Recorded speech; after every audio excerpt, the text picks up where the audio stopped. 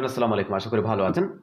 আজকে আমি গোল্ড মার্কেটে আপডেটটি দেওয়ার চেষ্টা করব কোথা থেকে গোল্ডের বাই অথবা কোথা থেকে গোল্ডের সেল হবে। দেখেন গতকালকে এই জুন থেকে আমাদের সেল ছিল, যখন এই লেভেলটা ব্রেক করে তখন এখান থেকে প্রায় 288 পিপস মার্কেটে মুভ এখান থেকে চলে আসে এবং তার সাথে সাথে আমাদের প্রফিট ছিল 622 ইউএসডিটি ডলার, 622 ইন্টারডে আমাদের ট্রেড ছিল। তো আজকের ভিডিওতে আমি দেখাবো গোল্ডের কোথা থেকে বাই অথবা কোথা থেকে সেল হবে, কোন কি পয়েন্টগুলো ভ্যালিড এবং কোন কি পয়েন্টগুলো ইনভ্যালিড। দেখেন মার্কেট এই যে জুন আছে 44 47, এই জুনটা হচ্ছে মার্কেটে একটা ভ্যালিড সেলিং জুন। মার্কেটে কি পয়েন্ট, এই কি পয়েন্টে যদি কনফার্মেশন দেয় এখান থেকে মার্কেট একটা সেল হবে পিওয়াই জুন থেকে। যদি মার্কেট ওভারসোল্ড হয়, ওভারসোল্ড 4308 এই প্রাইসটাকে যদি টাচ করে লো লিকুইডেশন, সেই লো লিকুইডেশন টাচ করার সাথে সাথে এই জুন থেকে এগেন একটা বাই হতে পারে। This is the buying June এবং এখান থেকে 4308 প্রাইস থেকে 4356 প্রাইস পর্যন্ত চলে যাওয়ার একটা চান্সেস থাকে। Okay, so this is the buying zone.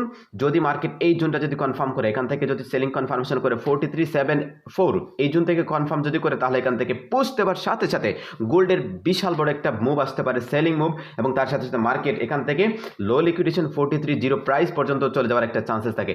All the কি point of the gold market. So এইরকম আমাদের প্রতিদিনের আপডেটগুলো আপনি গোল্ডের পেয়ে যাবেন। যদি আপনি আমাদের সাথে লাইভে এন্ট্রি যদি নিতে চান, তাহলে আপনি জয়েন করতে পারেন আপনি আমাদের ইউটিউব চ্যানেল অথবা আমাদের পাবলিক একাডেমিকে। Okay, thank you so much.